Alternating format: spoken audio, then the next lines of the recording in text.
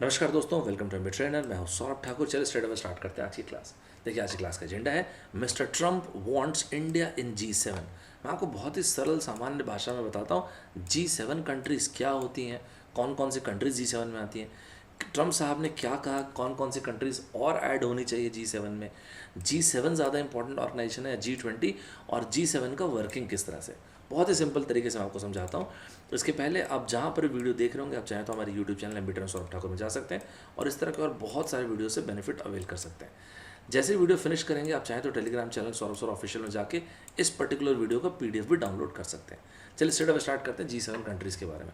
G7 countries में जैसा नाम समझ में आ रहा है G7 का मतलब है द ग्रुप ऑफ 7 कंट्रीज़। इसमें आता है यूनाइटेड स्टेट्स ऑफ अमेरिका, इसमें आता है कनाडा के अलावा इसमें जर्मनी, फ्रांस, यूके, इटली और इसके अलावा जापान। तो आप देख सकते हैं यहाँ पे 4, 2, 6 और ये होगा 7, राइट। तो ये होगा G7 कंट्रीज़। ये रहा United states of America, Canada, UK, Japan, Germany, Italy और ये हो गया फ्रांस। तो ये होगा 7 कंट्रीज़ जो आते हैं G7 कंट्रीज़ में। लास्ट ईयर जो समिट हुआ था G7 का, आप यहीं पे समझ में आ जा रहा है, फ्रांस में हुआ था।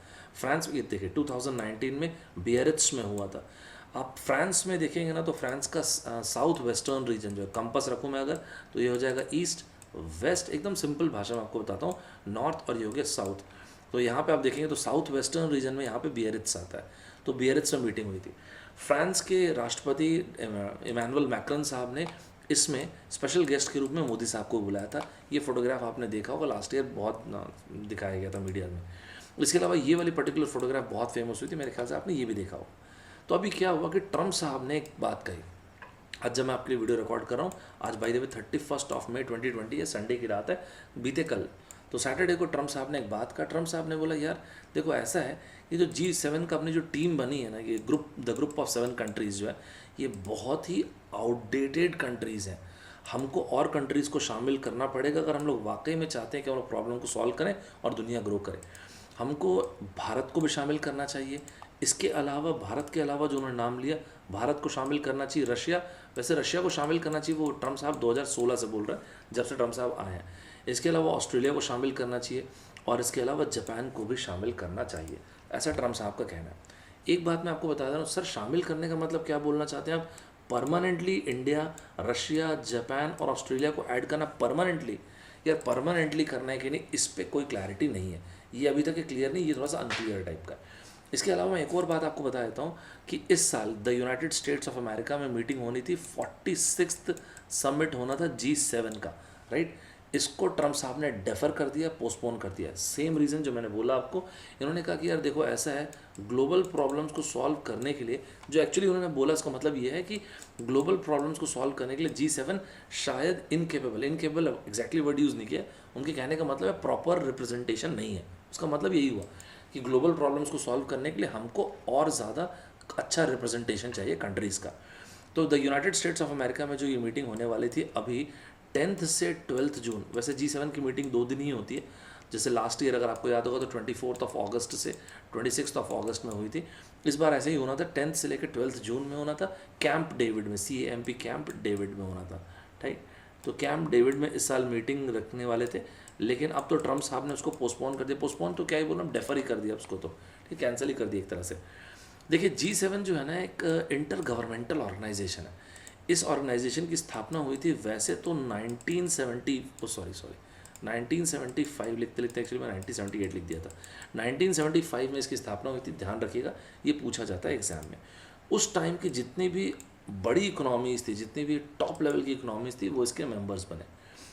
यार ये ना, जिसको आप G7 बोल रहे हो, बेसिकली एक इनफॉर्मल फोरम है। इनफॉर्मल वर्ड मैं आगे जस्टिफाई कर दूंगा। फोरम, यार देखो आप लोग आजकल के दौर के बच्चे हो, तो फोरम वर्ड का मतलब समझते हो। फोरम में बेसिकली क्या होता है, लोग अपने प्रॉब्लम डिस्कस करते हैं, कुछ और लोग जो होते हैं सोल्यूशन बताते हैं, इस तरह से ही होता है। तो बेसिकली ये भी वैसे एक इनफॉर्मल फोरम है जहाँ पे पूरी दुनिया के ना प्रेसिंग इश्यूज डिस्कस किए जाते हैं, ठीक है। 1975 में तो G7 बन गया था। कनाडा उस टाइम पे नहीं था, मतलब कनाडा यहाँ पे नहीं था। कनाडा आया 1976 में। 1977 से यूरोपियन यूनियन इस मीटिंग को अटेंड करना शुरू किया, ठीक है, 1977 से, ध्यान रखिएगा। इस वक्त पे 1975 में यूनाइटेड नेशंस और उसके अलाइज जो थे, उन लोगों ने मिलकर बनाया G7, the group of 7 countries. जैसा मैंने आपको बताया, ये बेसिकली एक फोरम है जहाँ पे दुनिया के मेजर ग्लोबल इश्यूज डिस्कस किए जाते हैं। ये बाकी चीज़ों को देखना मत, मैंने सिर्फ ये इश्यूज वर्ड लिखा था इसलिए मैंने इस इमेज को रखा है यहाँ पे। सर किस तरह के ग्लोबल इश्यूज, कई दशकों से ये लोग डिस्कस कर रहे हैं। जैसे 1970s के टाइम पे जो ऑयल क्राइसिस हुआ था, वो आपको याद है कि 19, अच्छा चलिए एक काम करिए, आप मुझे बताइएगा, बगदाद कॉन्फ्रेंस हुआ था और बगदाद कॉन्फ्रेंस के बाद एक ऑर्गेनाइजेशन बना था जिसका नाम है OPEC, organization of petroleum exporting countries. शुरुआत में तो 5 कंट्रीज़ थी। आप मुझे ये बताना ओपेक बना कब? आज के टाइम पे दुनिया का सबसे बड़ा कार्टेल बोलते हैं ना ओपेक को, तो ओपेक बना कब? मुझे बताना ईयर, कमेंट बॉक्स में देखते हैं आप लोग क्या बताते हो। दूसरा सवाल ये बताना, ओपेक में आज के टाइम पे कितने मेंबर्स हैं? हमेशा ध्यान रखिए कॉम्पिटिटिव एग्जाम में ओपेक में रशिया नहीं आता है, रशिया जिसमें आता है उसका नाम है ओपेक प्लस। बोलिएगा मत, एग्जाम में पूछा जाता है। Coming back to this point, जैसे कि ग्लोबल इश्यूज, जैसे मैंने आपको बताया ऑयल क्राइसिस जो हुआ था, इसके अलावा फाइनेंशियल क्राइसिस, टेररिज्म हो गया, आर्म कंट्रोल हो गया, ड्रग ट्रैफिकिंग, और ऐसे बहुत सारे इश्यूज यार कई दशकों से G7 कंट्रीज़ में डिस्कस होते आ रहे हैं। देखो G7 कंट्रीज़ तो मैंने आपको बता दी, G7 कंट्रीज़ में यूएस आ गया, कनाडा आ गया, यूके आ गया, जर्मनी आ गया, फ्रांस आ गया, इटली आ गया, जापान आ गया, 7 कंट्रीज़ हुए। बाद में इन्होंने रशिया को भी ऐड कर दिया था, तो ये +1 मतलब G8 कंट्रीज़ बन गया ऑब्वियसली। रशिया को सर कब इन्होंने ऐड किया था? 1997 में।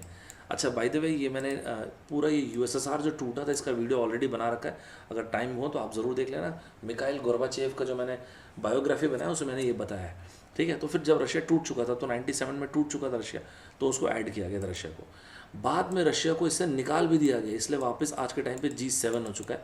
एक्सपेल क्यों कर दिया गया रशिया को? क्योंकि आपको याद होगा तो 2014 में एक इशू आया था क्राइमिया का, तो ऐसा बोला गया रशिया ने ज़बरदस्ती क्राइमिया को हथिया लिया, एनेक्स कर लिया, और इसलिए रशिया को एक्सपेल कर दो।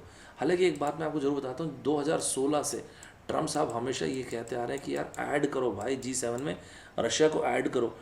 ग्लोबल स्ट्रैटेजिक इंपॉर्टेंस है मॉस्को की, मतलब रशिया की ग्लोबल स्ट्रैटेजिक इंपॉर्टेंस है, तो उसको बिल्कुल ऐड करो। अब मैंने उस वक्त एक वर्ड बोला था कि इनफॉर्मल फोरम है, वो क्यों बोला था मैं आपको जस्टिफाई करता हूँ। ध्यान से सुनिएगा, 3 चीज़ें बोल रहा हूँ। पहली चीज़, क्या G7 का अपना कोई फॉर्मल कॉन्स्टिट्यूशन है? नहीं, ये सबसे इंपॉर्टेंट है वो इनफॉर्मल फोरम बोलने के लिए। दूसरी चीज़, क्या कोई इनका फिक्सड HQ हेडक्वार्टर है? बिल्कुल नहीं। तीसरी चीज़, जो ये एनुअल मीटिंग्स जो होती हैं, एनुअल समिट्स होते हैं ये, तो एनुअल समिट्स में जो भी डिसीजन लिए जाते हैं, क्या वो लीगली बाइंडिंग होते हैं? No, they are non binding. समझ में आ गया आपको? तो इनफॉर्मल मैंने मेनली फर्स्ट रीज़न के कारण बोला था, क्योंकि इनका कोई फॉर्मल कॉन्स्टिट्यूशन नहीं है।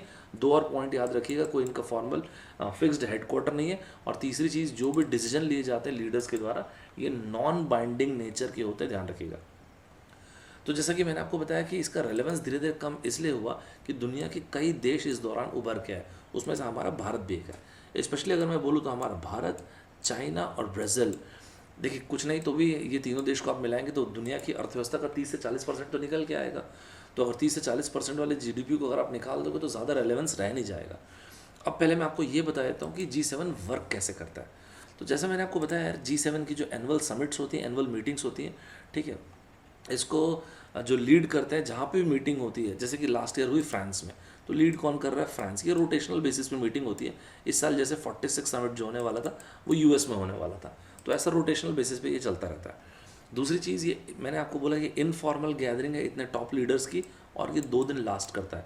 जैसे लास्ट ईयर के मैंने आपको बताया 24 अगस्त से 26, इस साल जो होने वाला था 10 जून से 12 जून के बीच में। और जो भी रोटेशनल बेसिस में जिसका भी नंबर आता है, वो क्या कर सकते हैं, G7 के बाहर से किसी भी और को बुला सकते हैं एज अ गेस्ट, और इसलिए इमैनुअल मैक्रन साहब ने मोदी साहब को इसमें एज अ गेस्ट बुलाया था, राइट। यहाँ तक कि मेरे ख्याल से आपको थोड़ा बहुत समझ में आ गया होगा। एक पॉइंट और बताया था, उसमें क्या होता है कि जो G7 का जो समिट होता है, जो मीटिंग होती है, इसमें ना ग्राउंड वर्क तैयार करना होता है। तो ये जो ग्राउंड वर्क, आप मुझसे पूछेंगे सर ग्राउंड वर्क मतलब क्या होता है? देखो क्या होता है ना, ये जो भी मीटिंग्स हैं, इसमें हर एक कंट्री के लिए ग्राउंड वर्क तैयार करने के लिए शेरपाज होते हैं। अब जो ग्राउंड वर्क मैंने बात बोला, ग्राउंड वर्क का मतलब है मीटिंग में क्या डिस्कस किया जाएगा, फॉलोअप्स क्या है मीटिंग के, इनको बोलते हैं ग्राउंड वर्क। तो ये लीडर्स तैयार नहीं करते, ये शेरपाज तैयार करते हैं। और जो शेरपाज होते हैं बेसिकली, जिनको आप ये शेरपाज मैंने बोला, शेरपाज बेसिकली पर्सनल रिप्रेजेंटेटिव्स होते हैं, डिप्लोमेटिक स्टाफ के लोग होते हैं, जैसे कि एम्बेसडर्स वगैरह हो गए, तो काफ़ी बड़े बड़े लोग होते हैं। अब उदाहरण के लिए देखिए ना, लास्ट ईयर का ही भारत का देखिए आप, तो भारत के भूतपूर्व यूनियन मिनिस्टर श्री सुरेश प्रभु साहब जो थे, वो मोदी साहब के लिए शेरपा थे लास्ट ईयर। देखिए ये लाजमी है इस तरह का डिस्कशन होना कि G7 ज़्यादा इंपॉर्टेंट है या G20, ये बड़ा ऑब्वियस सा पॉइंट है, क्योंकि G20 में, ग्रुप ऑफ 20 में ये G7 कंट्रीज़ तो आते ही हैं और इनके अलावा भी बाकी कंट्रीज़ आते हैं, ये रहे G20 कंट्रीज़, राइट। तो ये डिस्कशन होना एकदम लाजमी है। मैंने एक इमेज लगा दिया है, ये इमेज मैंने नहीं बनाया ऑफकोर्स, ये गूगल इमेज में है, आप चाहो तो फोटो खींच लो या फिर मैं आपके साथ टेलीग्राम में शेयर तो करूँगा इस नोट्स को। देखिए ये रहा G7 कंट्रीज़ जिसकी स्थापना हुई थी 1975 में, फिर 1997 में इन्होंने रशिया को भी ऐड किया, बना G8, फिर आया G20 कंट्रीज़। G20 कंट्रीज़ की स्थापना हुई थी 1999 में। ये G8 कंट्रीज़ के अलावा इन बाकी कंट्रीज़ को भी, मतलब एक यूरोपियन यूनियन है और बाकी कंट्रीज़ को भी आप इंक्लूड कर लीजिए, आराम से वीडियो को पॉज करके एक बार देख लीजिएगा, तो ये सारे के सारे कंट्रीज़ आते हैं। अब आप खुद से सोचिए, ज़्यादा कंट्रीज़ को आप इंक्लूड करेंगे तो बड़े नंबर, देखिए G20 कंट्रीज़ जिनको आप बोलते हैं, दुनिया की, विश्व की अर्थव्यवस्था का 80% तो, वर्ल्ड जीडीपी का यही 20 कंट्रीज होल्ड करते हैं। तो आप खुद से सोचिए, ज़्यादा कमांडिंग पोजीशन पर, ज़्यादा ब्रॉडर रेंज ऑफ टॉपिक्स को आप डिस्कस कर सकते हैं, चाहे वो ग्लोबल इकोनॉमी से रिलेटेड हो, चाहे वो फाइनेंशियल मार्केट से रिलेटेड हो, किसी भी तरह से। और यही कारण है कि G20 की इम्पोर्टेंस जो है ना, आज की तारीख में G7 से कहीं ज़्यादा है। हालांकि आपको एक बात ज़रूर बता देता हूँ, जो 2022 की जो मीटिंग होगी ना, वो भारत होस्ट करने वाला, ध्यान रखिएगा। ये मैंने ले रखा द इकोनॉमिक टाइम से, आप थोड़ा नीचे डेट देखिएगा, ये मैंने पुराना आर्टिकल लिया है सिर्फ ये बताने के लिए कि भारत होस्ट करने वाला है 2022 की जो मीटिंग होने वाली है, राइट। तो मुझे ऐसा लगता है कि आपको थोड़ा अच्छा खासा आइडिया हो गया होगा इस टॉपिक के बारे में, mister Trump wants India in G7। तो ये था आज का टॉपिक। मिलते हैं नेक्स्ट क्लास में। मैं सौरभ ठाकुर आप लोगों से विदा लेता हूँ। Bye bye everybody, take care.